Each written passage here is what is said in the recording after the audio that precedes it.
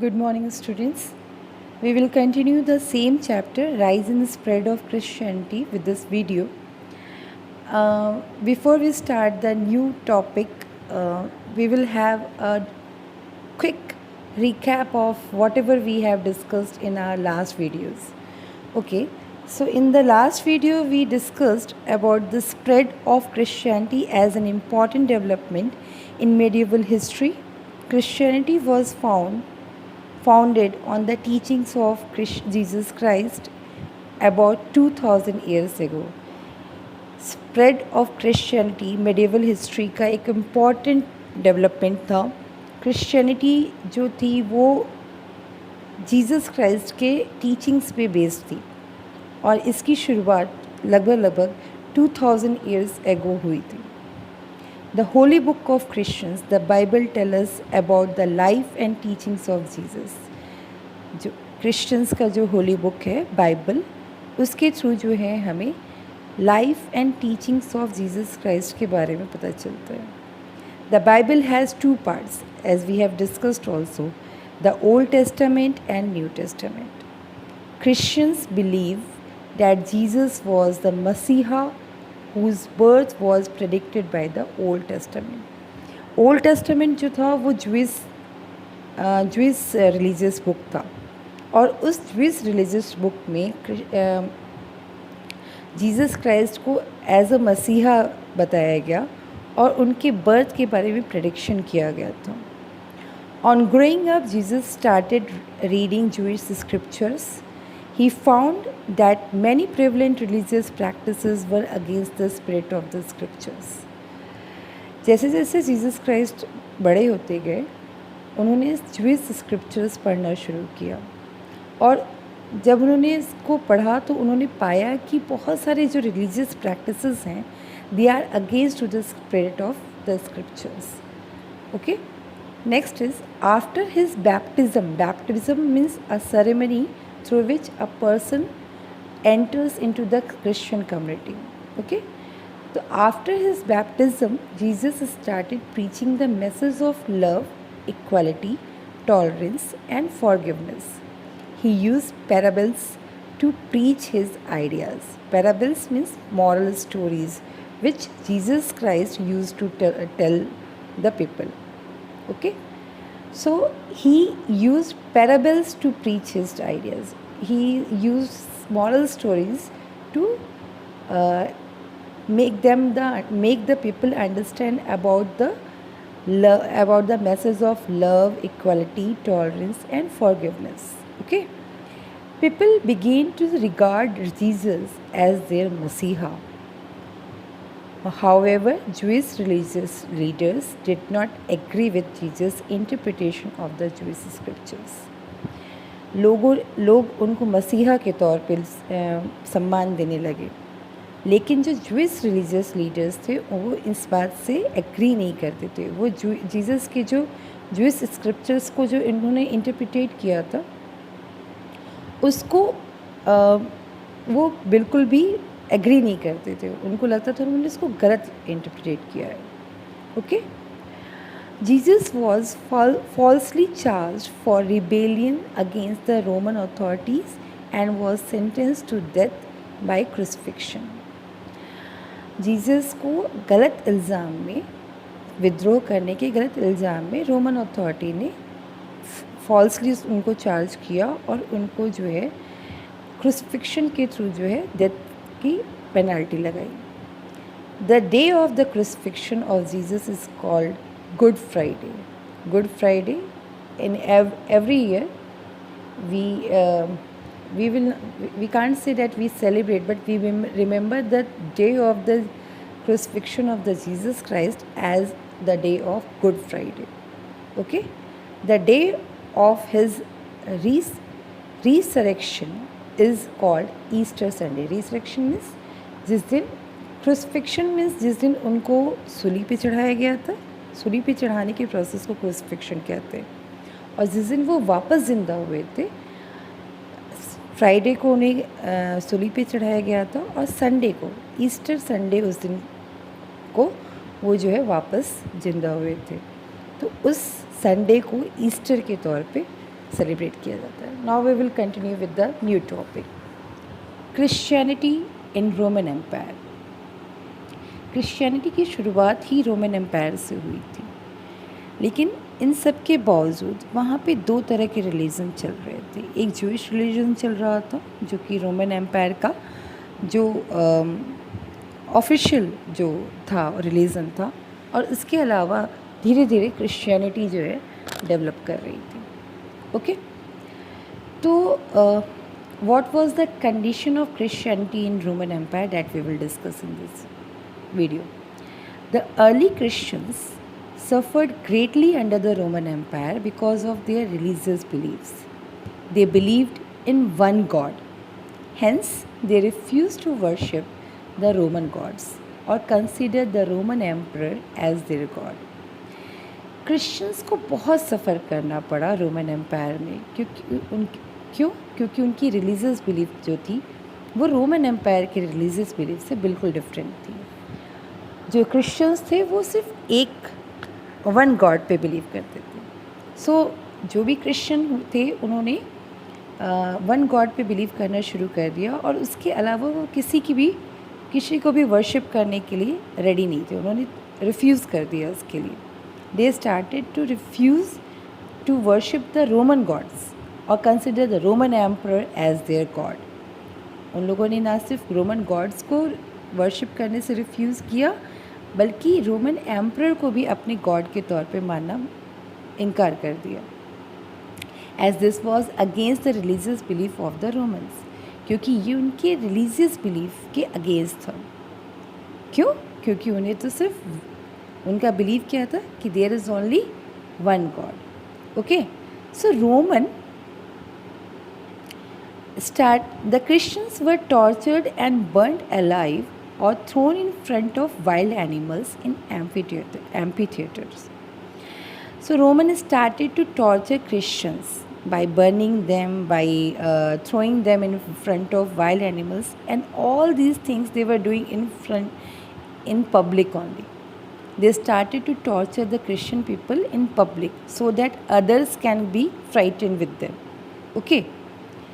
Next is, the oppression of Christians continued till Constantine became the emperor of the Eastern Roman Empire in 306 AD. ये जो operation था, means ये जो Christian people को जो दबाया जा रहा था, उनको जो टॉर्चर किया जा रहा था, तब तक कंटिन्यू रहा जब तक कि कॉन्स्टेंटाइन जो है वो ईस्टर्न रोमन एम्पायर के एम्परर नहीं बन गए. और वो कब बने एम्परर? 306 AD में. During his reign Constantine won a major battle and attributed his victory to the divine inspiration of Jesus. जब उसका रेन शुरू हुआ कॉन्स्टेंटाइन का, उसने बहुत मेजर बैटल जो है जीते. और जब उसने मेजर बैटल को जीता तो उसने अपने विक्ट्री को जो है एट्रीब्यूट किया, विक्ट्री का जो क्रेडिट है उसको एट्रीब्यूट किया to the divine inspiration of Jesus. उसने जीसस को अपना इंस्पिरेशन बताया कि उनके इंस्पिरेशन की वजह से ही वो इस मेजर बैटल को जीत पाए. Subsequently he got converted to Christianity, और धीरे धीरे वो क्रिश्चियनिटी में कन्वर्ट हो गया. And also declared it the official religion of the Roman Empire. ना कि वो सिर्फ क्रिश्चियनिटी में कन्वर्ट हुआ, बल्कि उसने रोमन एम्पायर के ऑफिशियल रिलीजन जो है वो क्रिश्चियनिटी को डिक्लेयर कर दिया. He unified the eastern and western Roman empires and became the first Christian Roman emperor. उसने ईस्टर्न रोमन एम्पायर और वेस्टर्न रोमन एम्पायर को यूनिफाई किया, मीन्स दोनों को मिलाया.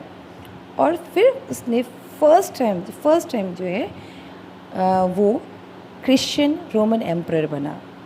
पहले तो उसने दोनों को यूनिफाई किया, और then he became first Christian Roman emperor. Constantine took the decision to end the persecution of the Christians. Constantine ने एक डिसीज़न लिया. उसने ये डिसीज़न लिया कि अब से रोमन एम्पायर में किसी भी क्रिश्चियन का परसिक्यूशन मीन्स उस पर कोई भी किसी भी तरीके का टॉर्चर नहीं होगा। परसिक्यूशन मतलब होता है एनी काइंड ऑफ टॉर्चर और injury done to other people on the basis of religion के बेसिस पे किसी और को टॉर्चर करना या उनको किसी तरीके का नुकसान पहुंचाना, इसी को कहते हैं persecution. Okay. Emperor Constantine granted privileges to the clergy, promoted the Christians to high-ranking offices, endowed the church with land and abolished crucifixion. इन सब के अलावा एम्परर कॉन्स्टेंटाइन ने बहुत सारे प्रिविलेज जो हैं क्लर्गी मीन्स जो पादरी होते हैं उनको कहते हैं, जो क्लर्गी थे उनको बहुत सारे प्रिविलेजेस दिए, क्रिश्चियंस को हाई रैंकिंग ऑफिसेस में प्रमोट किया और चर्च को लैंड दिया। इस सब के अलावा जो बहुत इम्पॉर्टेंट वर्क जो उसने किया, उसने क्रूसिफिक्शन को एबॉलिश किया। एबॉलिश मीन्स ख़त्म करना। क्रूसिफिक्शन को उसने ख़त्म किया, उस पूरी प्रथा को ही ख़त्म किया। Emperor Constantine's edict of toleration marked a major turning point for the Roman government, and for the first time from the emperor down to the lowest slave, all shared the Christian faith. Emperor Constantine का addict of toleration जो था, उसकी वजह से उसने जो है पहली बार एक मेजर डिसीज़न लिया, एक टर्निंग पॉइंट आया रोमन गवर्नमेंट में, और उसने क्या किया कि पूरा क्राउन से लेके टाउन तक, स्लेव्स तक, सबको एक रिलीजन में बांधा, और वो था Christianity. Okay. He put Christianity on an institutional footing. He transformed Christianity from a prevalent sect into a public church. He started the custom of observing Sunday as a Christian holiday. उन्होंने Christianity को institutional form दिया, पूरा transform कर दिया। लोगों को जो Christianity को प्राइवेट सेक्ट, मतलब जो लोग अपने घरों में जो कि वर्शिप किया करते थे, जो भी कुछ करते थे, उससे उनको बढ़ावा दे के पब्लिक चर्च तक लेकर आए, और संडे को क्रिश्चियन हॉलीडे डिक्लेयर किया, so that they can go to the church and worship there. Okay. St. Peter's Church in Rome became the religious headquarters of the Christian world. Saint Peter's Church को जो है जो रोम में है, उसको religious headquarter बनाया गया। पूरे वर्ल्ड में जो क्रिश्चियनिटी का रिलीजियस हेडक्वार्टर बनाया गया, किसको? सेंट पीटर्स चर्च, जो कि रोम में था।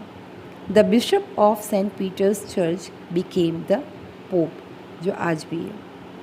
जो सेंट पीटर्स चर्च के जो बिशप हुआ करते थे, उनको पोप बनाया गया, वो पोप बन गया। ओके। पोप मीन्स जो हाईएस्ट अथॉरिटी होता है Christian religion. Okay. Emergence of Constantinople as new capital. The Roman emperor Constantine built a new imperial capital at Byzantium on the Bosporus in 330 AD। जो Constantine थे, उन्होंने एक नया capital बनाया Byzantium में in 330 AD। This city was renamed Constantinople for him। उसी के सम्मान में उस सिटी का नाम कॉन्स्टेंटिनोपल रखा गया। The Byzantine Empire with Constantinople continued to exist till 1453 AD। ये जो पूरा एम्पायर था और कॉन्स्टेंटिनोपल के साथ में ये एग्जिस्ट किया 1453 AD तक। ठीक है। बाइजेंटाइन एम्पायर जो था वो 1453 AD तक कंटिन्यू रहा, before being captured by the Ottoman Turks. क्यों 1450 तक एग्जिस्ट किया? क्योंकि उसके बाद जो है 1450 में ऑटोमन टर्क्स ने उस पर अपना कब्ज़ा कर लिया। In terms of prosperity and cultural life, the Comnenian period was one of the peaks in Byzantine history, and Constantinople remained the leading city of Christian world in size, wealth and culture. बहुत सारी चीज़ें हुई, लेकिन जो कॉमेनियन period था उस समय जो है ये जो कॉन्स्टेंटिनोपल था वो लीडिंग सिटी रहा, और ये क्रिश्चियन वर्ल्ड में सबसे ज़्यादा बड़ा, सबसे वेल्दी और सबसे कल्चरली रिच जो है सिटी रहा। ठीक है। There was a renewed interest in classical Greek philosophy. The Byzantines built magnificent and richly decorated churches. Byzantine में बहुत सारे मनमोहक और बहुत ही सुंदर डेकोरेटेड चर्चेस बने। The church of Hagia Sophia built by Justinian first in Constantinople was an example of it. Hagia Sophia एक बहुत फेमस चर्च है और क्रिश्चियनिटी में एक बहुत इम्पॉर्टेंट जगह है इसकी। उस चर्च को जस्टिनियन फर्स्ट ने बनाया था और ये भी वहीं पे कॉन्स्टेंटिनोपल में ही बना था। Trade and commerce flourished in this new capital. ये जो नया कैपिटल बना कॉन्स्टेंटिनोपल, ये ट्रेड और कॉमर्स में बहुत ही ज़्यादा आगे गया।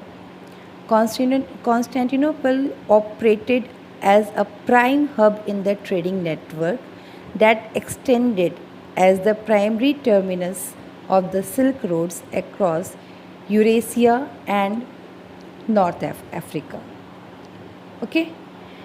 तो ये जो ट्रेड में तो बहुत आगे था, इसके अलावा ये जो है सिल्क रोड्स मतलब जहाँ से सिल्क का सप्लाई अलग अलग देशों में होता है, जो कि यूरेशिया और नॉर्थ अफ्रीका से होते हुए जा रहा था, उसका बहुत इम्पॉर्टेंट टर्मिनल पॉइंट बना ये कॉन्स्टेंटिनोपल।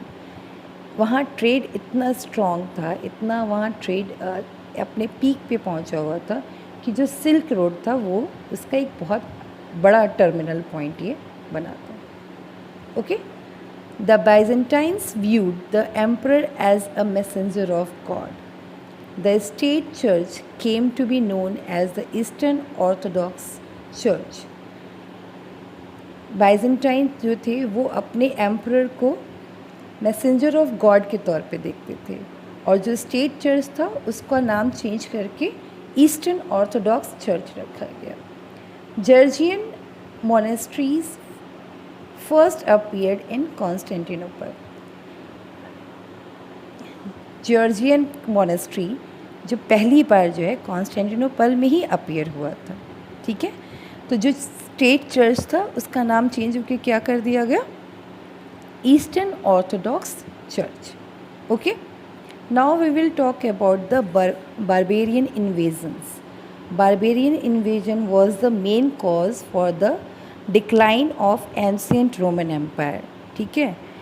ये रोमन एम्पायर के डिक्लाइन का बहुत बड़ा रीज़न बना था। That is why we are going to discuss it separately. Okay. Barbarian invasion, if we are talking about barbarian invasion, then first we should know the meaning of barbarian. Barbarian means what? Barbarian means in a very cruel way, okay? तो invasion means किसी के भी area में ज़बरदस्ती घुस जाना। ठीक है। So barbarian invasion means in a very cruel way they were some group of people entered into the empire of Roman. Okay.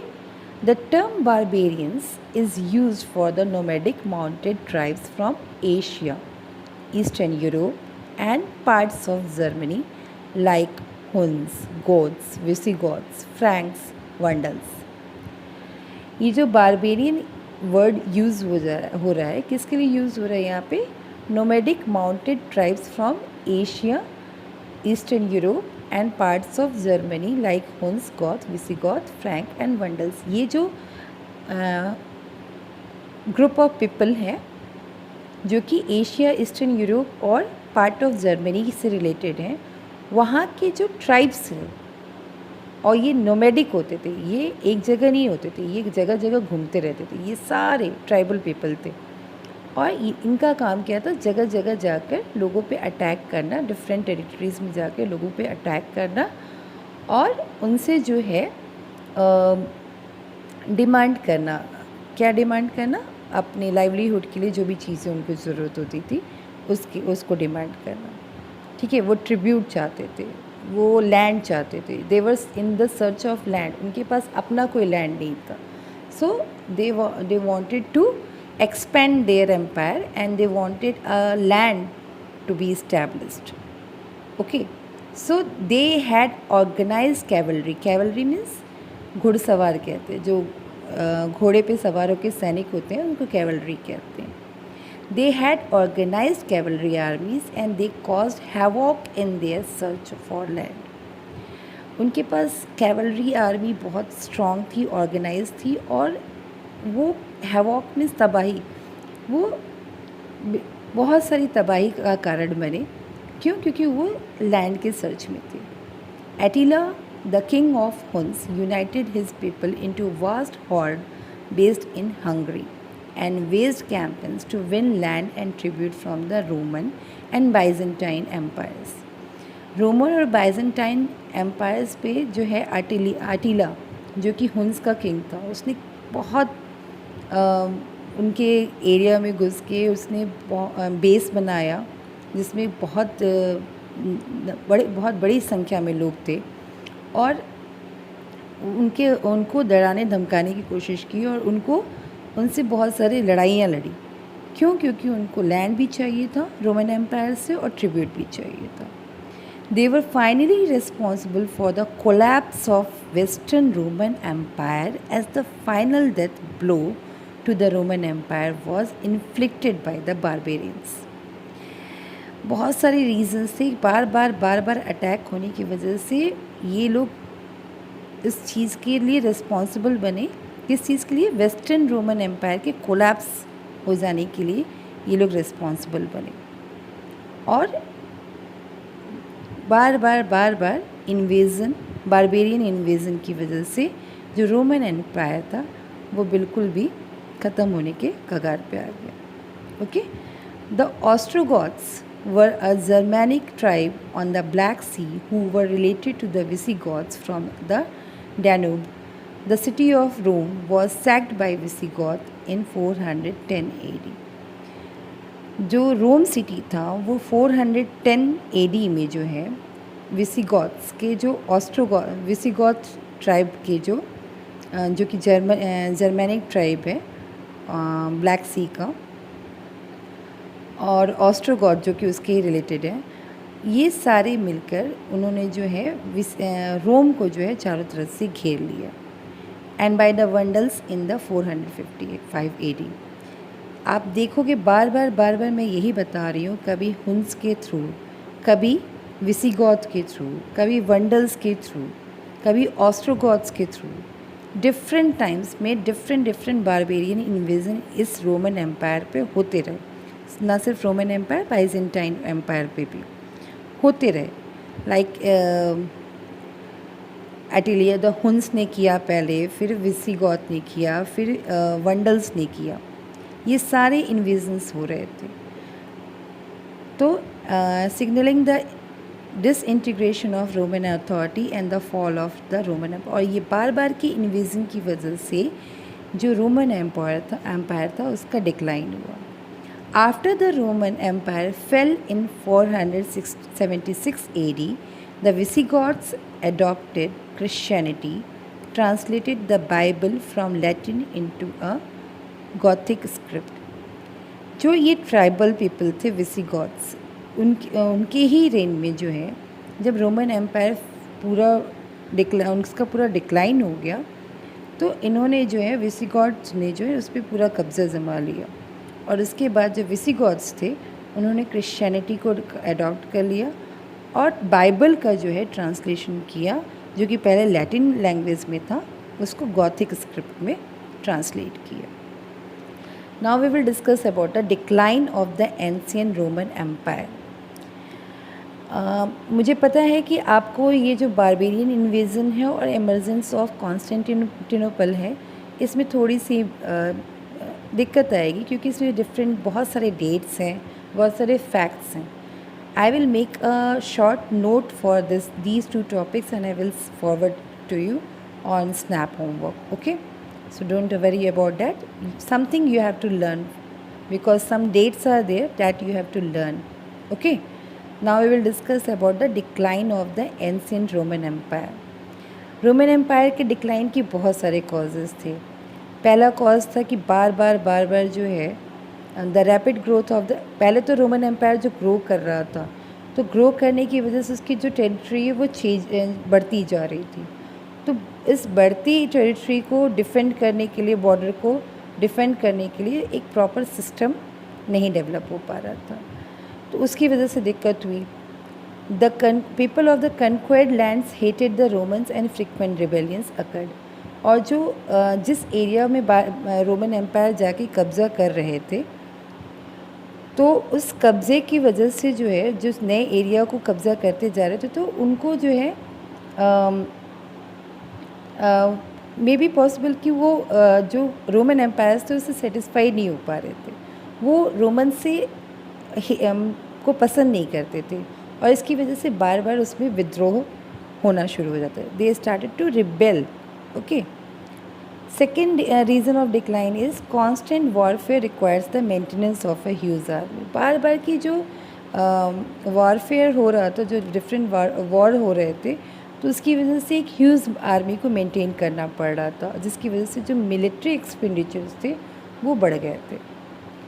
The government was threatened by the bankruptcy due to the high cost of defence of the empire. जो defence का जो खर्च बढ़ रहा था, उसकी वजह से जो एम्पायर था, गवर्नमेंट का जो कंडीशन, फाइनेंशियल कंडीशन जो है वो बहुत बिगड़ता जा रहा था, और उसकी वजह से धीरे धीरे जो रोमन करेंसी था उसकी वैल्यू डाउन होते जा रही थी. The barbarian gain the knowledge of the Roman style of warfare. Visigoth को लीड करने वाला जो लीडर था एलारिक, वो एक्स आर्मी ऑफिसर सोल्जर था रोमन आर्मी का, तो उसको रोमन स्टाइल ऑफ वॉरफेयर के बारे में पूरा नॉलेज था, जिसका फ़ायदा जो है विसिगॉथ्स को मिला, और वो उनको कन्क्वेयर कर पाए. ठीक है. Unemployment of the working classes were another cause for the decline of the Roman Empire. Unemployment बहुत बढ़ता जा रहा था वर्किंग क्लास में, जिसकी वजह से रोमन एम्पायर का डिक्लाइन हुआ. The values and ideals, customs and tradition of the Romans decline. Life became cheap, bloodshed led to cruelty. बार बार की इन्वेजन और बारबेरियन अटैक की वजह से जो लाइफ था, जो रोमन रोमन्स थे, उनके जो ट्रेडिशन, कस्टम और आइडियल्स में बहुत डिक्लाइन हो रहा था. वो अब वैल्यूज़ को फॉलो ना करके उनकी वैल्यूज़ बहुत चीप होती जा रही थी, ब्लड शेडेड होती जा रही थी, और वो क्रूएल्टी की तरफ बढ़ते जा रहे थे. The number of slaves increased, and the Romans' dependency on slave labor led to the stagnation of any new technology to produce goods. Besides, treatment to slaves led to rebellions which weakened the empire. Number of slaves की संख्या बढ़ती जा रही थी, और इसकी वजह से जो रोमन्स की डिपेंडेंसी वो स्लेव्स पे बढ़ती जा रही थी, और जिसकी वजह से जो नई टेक्नोलॉजी है, नया प्रोडक्शन है गुड्स का, जो पूरा इकोनॉमी है, जो ट्रेड है, वो पूरा अफेक्टेड हो रहा था. और जो बिहेवियर था उनका, ट्रीटमेंट जो था स्लेव्स के प्रति, उसकी वजह से जो है स्लेव्स जो है कई बार जो है रिबेल भी कर जाते थे. One of the main cause of the decline of the Roman empire was Christianity. The oppressed people of Rome were attracted towards Christianity, which preached equality and love for human beings. Besides, Emperor Constantine issued an edict promising the Christians his favor and protection. बहुत बड़ा reason था कि जो Roman empire थे उसमें Christianity का बहुत बड़ा रीज़न था उसके डिक्लाइन, रोमन एम्पायर के डिक्लाइन का, क्योंकि रोमन एम्पायर में क्रिश्चियंस जो हैं बहुत क्रिश्चियंस के जो रोमन पीपल्स थे वो बहुत ज़्यादा ऑप्रेस हो रहे थे। तो इसकी वजह से वो क्रिश्चियनिटी की तरफ अट्रैक्ट हुए, जिसमें कि नफ़रत नहीं सिखाया जा रहा था, जिसमें इक्वलिटी की बात की जा रही थी, जिसमें प्यार की बात की जा रही थी। इसलिए लोग जो है उसकी तरफ अट्रैक्ट होते गए। लेकिन जब एम्परर कॉन्स्टेंटाइन आया तो उन्होंने जो प्रॉमिस किया कि क्रिश्चियंस को इक्वलिटी की बिल दिलाने का, और उसके फेवर में बहुत सारे जो काम किए, उसकी वजह से बहुत सारी चीज़ें बदल गई। The barbarian invasion had been another reason for the decline of Roman Empire. जो रोमन बारबेरियन इन्वेजन हो रहा था बार बार, उसकी वजह से भी जो है रोमन एम्पायर का जो है डिक्लाइन हुआ। ठीक है। However, the decline of the Roman Empire had far-reaching impact, like it had an adverse effect on Latin learning. The use of Latin language itself declined. The decline of the Roman Empire led to the confusion in Western Europe, and a number of small states emerged. Okay, this we will discuss in the next video. Till then, if you are having book, then you will read the chapter thoroughly, so that whatever I am explaining you can understand it better, in a better way. Okay, thank you for watching this video.